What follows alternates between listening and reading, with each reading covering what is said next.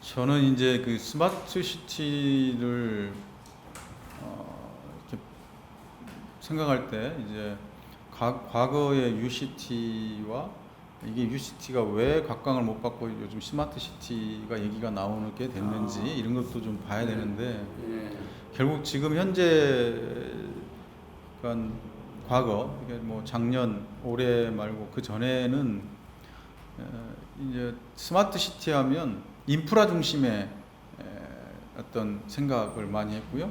신도시 위주의 생각, 그렇죠.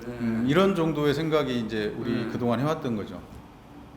우리 스마트 시티를 주도한 국토부도 LH공사 이렇게 이제 주도를 했기 때문에 신도시 세울 때 특히 이제 송도 신도시가 이제 그 모델로 해왔던 거죠. UCT 하면서. 근데 외국도 마찬가지지만 과거에 이 스마트 시티 하면 스마트한 인프라를 거기다 까는 것이 스마트 시티의 핵심이다 라고 생각하는 공급자 위주의 관점이었죠. 그러다 보니까 어떻게 됐냐, 송도 신도시에 지금 인프라 엄청 깔려 있는데 사용하지 못하고 있어요. 예. 그리고 스마트 쓰레기통 뭐 곳곳에 설치를 했지만 실제로 사람들이 그게 스마트 쓰레기통이 아무도 몰라요. 실제로 스마트하게 사용되고 있지 못하죠. 그냥 일반 쓰레기통이랑 똑같아요. 이용하는 것. 그럼 이게 스마트한 거냐 문제 제기를 할 수 있죠. 그래서 결국은 사용자의 흐름, 사용자의 그 니즈를 읽지 못하고 공급자 위주로 스마트한 걸 깔아주면 스마트한 도시가 될 거라고 생각한 것이 오산이다. 결국은 이 스마트 시티는 이용자들의 접근성을 높여서 어떠한 기술이더라도 보다 나은 기술을 많은 주민이 이용할 수 있게 하는 것이 스마트한 도시다. 그래서 기술이 얼마나 깔려 있는 자가 중요한 게 아니고 깔려 있는 기술을 얼마나 이용할 수 있게 하느냐. 그러니까 사람들이 쓰는 기술을 까느냐. 이게 이제 수요자 중심으로 바뀌어야 된다. 이렇게 이제 문제 제기를 하고 그 문제 제기가 이제 상당히 반영이 돼서 요즘은 이제 구도심에서도 스마트 시티를 지향하게 되고 신도시뿐만 아니라 그리고 무슨 거창한 막 무슨 이 집에서 쓰레기를 버리면 막 그게 쭉 연결돼 가지고 쓰레기 하치장까지 가서 뭐 자동으로 가고 하는 이런 그런 인프라 위주 그걸 결국 못 쓰고 있잖아요, 송도. 근데 그런 게 아니고 작은 거라도 주민들의 생활의 편리성을 획기적으로 높일 수 있는 그런 것들을 많이 깔아야 된다. 이제 이런 쪽으로 가고 있죠. 그래서 지금 하고 있는 게 이제 저희는 주로 교통 안전 분야. 그래서 스마트 횡단보도, 그다음에 스마트 버스 정류장 뭐 이런 걸 지금 이제 가는데 스마트 버스 정류장은 지금 곧 만들어질 건 준비 과정이 있지만 미세먼지 차단하고 여름에 시원하고 겨울에 따뜻하고 요런 이제 그다음에 그 안에서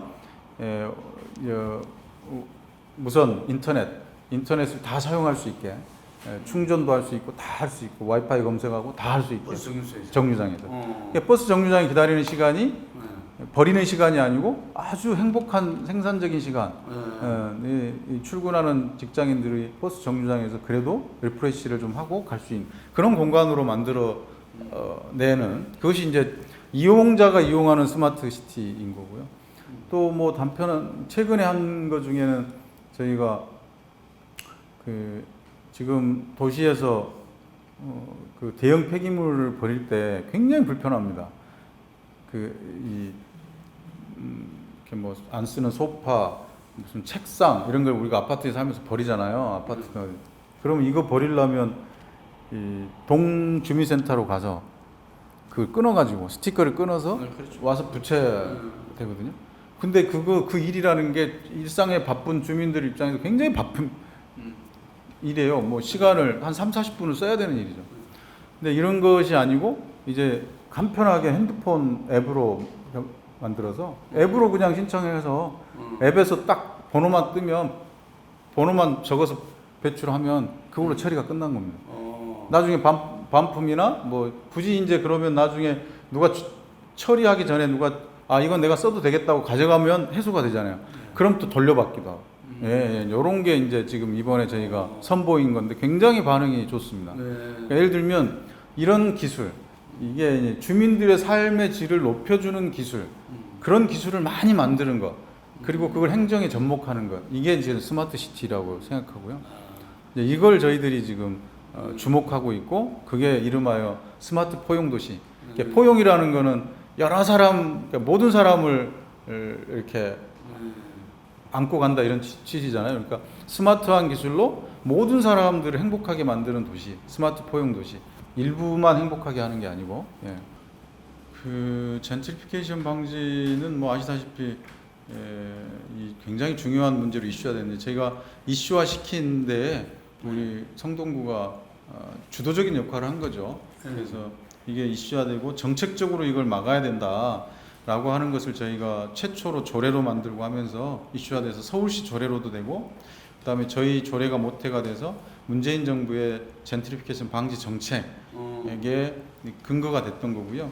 그리고 이게 이제 상가 임대차 보호법 개정하게 되고 이런 것에 이제 하나의 원천이 됐던 거죠. 그래서 이 문제를 굉장히 중요하게 보고 있는데 지금 상가 임대차 보호법이 개정됨으로써 한 7, 80% 정도는 이제 완비가 됐다 이렇게 지금 보고 있고요.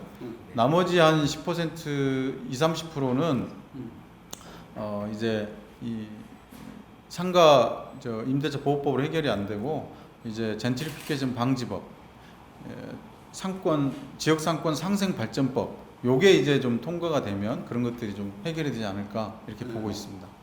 지역 상권으로 보면 지역 공동체가 보면 이게 지속 가능하려면 거주하시는 분들이 서로 윈윈 해야 되고 지역이 발전함으로써 생기는 그 수혜 이건 다 공동체 구성원들이 고루 혜택을 받아야 됩니다.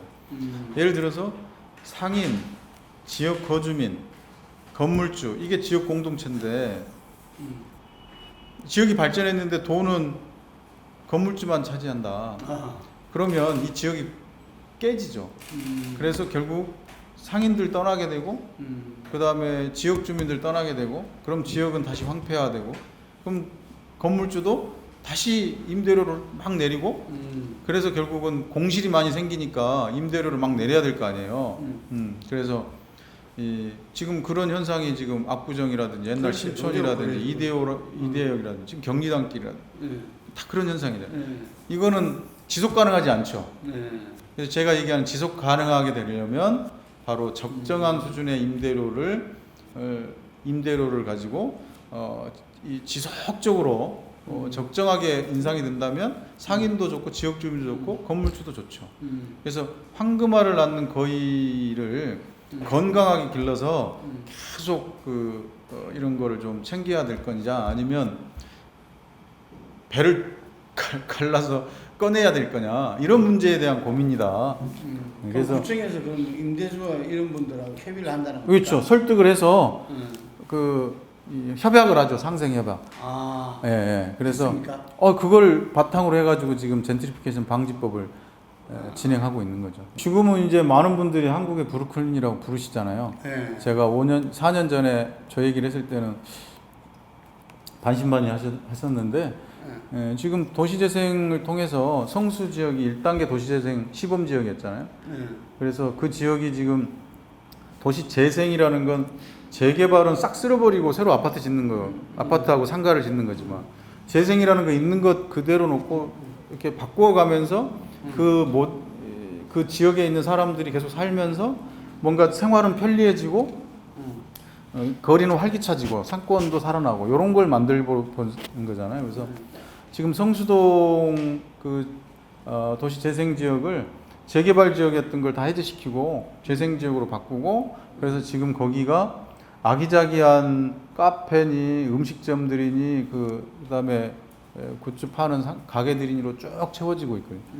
상권 계속 활성화되고 집값도 엄청 올랐는데 그게 지금 성수동이 가장 많이 뛴 거 아닙니까? 근데 장사도 잘 되고 그런데 아직 젠트리피케이션은 발생하지 않고 있는 그런 지역을 만들었는데 이게 지금 폐 공장들도 리모델링을 해서 개선해서 그 안에 카페라든지 대형 음식점 이런 것들이 들어오고 거기서 전시회도 열고 그럼 마침 뉴욕의 브루클린처럼 붉은 벽돌로 있고 그래서 저희가 또 거기 붉은 벽돌 조례도 만들어서 붉은 벽돌로 지금 인센티브도 주고 지원금도 드리고 그래서 지금 붉은 벽돌이 계속 늘어나고 있습니다. 그러면 이제 도시 예전에 있던 건 그대로 보존하고 보존하면서 이제 할 수 있게 하고 새로 하는 데는 인센티브를 주고 그러면서 지금 그 뉴욕의 덤버처럼 뉴욕 덤버처럼 저희도 지금 그런 이미지를 만들어가고 있는데 실제로 지금 젊은이들이 엄청나게 많이 몰려들고 있고요. 그래서 가장 힙한 곳으로 지금 뜨고 있습니다. 그래서 뉴욕의 브루클린 가장 낙후된 곳이 가장 번화한 곳으로 발전된 곳으로 핫플레이스로 바뀌듯이 우리 성수동 지역도 그런 낡은 공장지대가 핫플레이스로 변모하는 그런 과정에 있습니다. 지금 아까 말씀드렸지만 이제 교육 문제를 조금 더 진척을 내는 거하고요. 스마트 포용도시의 어떤 지금 개념 정도를 가지고 이제 시작하고 있는데 이것에 제대로 된 모습을 보여드리고 주민들이 이용하는 그런 어떤 걸 만들어내는 거, 제대로 된 것, 뭐 이런 것에 지금 주안을 두고 있습니다. 예, 저희가 한 게 이제 백범 김구 선생님께서 교육에 특별히 관심이 많았고 또 문화 국가를 주창하셨고 그 문화 국가는 교육으로 만들어가자라고 주창을 하셔서 몸소 그 백범 학원을 만들었습니다. 그래서 그곳이 이제 해방 이후에 이 많은 어린 고아라든지 또 그런 학생들을 모아서 이제 어려운 학생들을 모아서 교육을 시켰던 곳이 금호동입니다. 성동구 금호동에 백범 학원, 백범 학사가 있었던 곳이어서 그런 뜻도 있고 해서 저희가 백범 선생님의 그런 나의 소원 그거를 이제 저희가 낭독을 하는 그걸 이제 그 광복회 회원님들하고 같이 이제 그걸 낭송하는 시간들을 가졌죠. 그러면서 좀 의지를 좀 다지자. 그리고 이제 100주년 기념 만세도 있었고 또 특별하게는 올해 6월달에 그 대마도 정벌한 600주년 두모포 출정식 600주년 기념 축제를 했습니다. 그 많이들 모르셔서 그런데 6월에 이제 한 거는 이 세종 1년 세종 1년에 1392년에 97년에 대마도를 정벌하러 우리나라 최초의 해외 이 출병을 감행을 합니다. 그때 이제 왜구들이 하도 뭐 들끓으니 왜구들의 본거지인 대마도를 아예 정벌하자라고 해가지고 이제 상왕인 태종 그리고 왕인 세종께서 친히 요 두모포에 오셔서 출병 장수 8명 이종무를 비롯해서 8분의 장수에게 술을 대접하고 연회를 베풉니다. 그러니까 출정식을 한 거죠. 출정식을 거기서 출병식을 해서 그분들 중에 이제 본제는 이 한강을 따라서 서해안으로 해서 남해안 거제도로 집결하고 나머지들은 또 육로로 가면서 쭉 집결해서 결국 12,000명 정도의 병력이 거제도에 집결해서 대마도를 정벌합니다. 대마도를 정벌하고 그로부터 이제 조선 후기 때까지 대마도를 평화적으로 관리하죠. 대마도 성주가 되려면 조선 왕의 책봉을 받아야 될 그런 쪽으로 이제 된 건데 그 굉장히 역사적 의미도 있고 또 요즘 젊은 청년들한테는 뭔가 패기, 용기, 뭐 뜻을 가지면 못할 게 없다 이런 내용들에 대한 또 메시지도 되고 그래서 두모포 축제를 개최를 했는데 정말 대성황리에 이루어졌습니다. 그래가지고 뭐 정말 많은 분들이 참석하셨고 그 두모포 그 출병을 몰랐던 분들도 많이 알게 되고 전무후무한 해외 정벌이었죠. 그러니까. 예. 우리 역사상. 예. 그것도 우리 국민들이 가장 존경하는 세종대왕께서 네. 하신 일이고 해서 그런 의미에서 이제 저희가 그걸 개최했던 것이 올해 참 뜻깊었던 사업 중에 하나입니다. 근데 그게 600주년이었거든요. 올해를 놓치면 그 못할 의미가 없는데 이제 600주년을 했기 때문에 이제 601주년, 2주년 이렇게 계속 이어갈 수 있게 된 것 같습니다.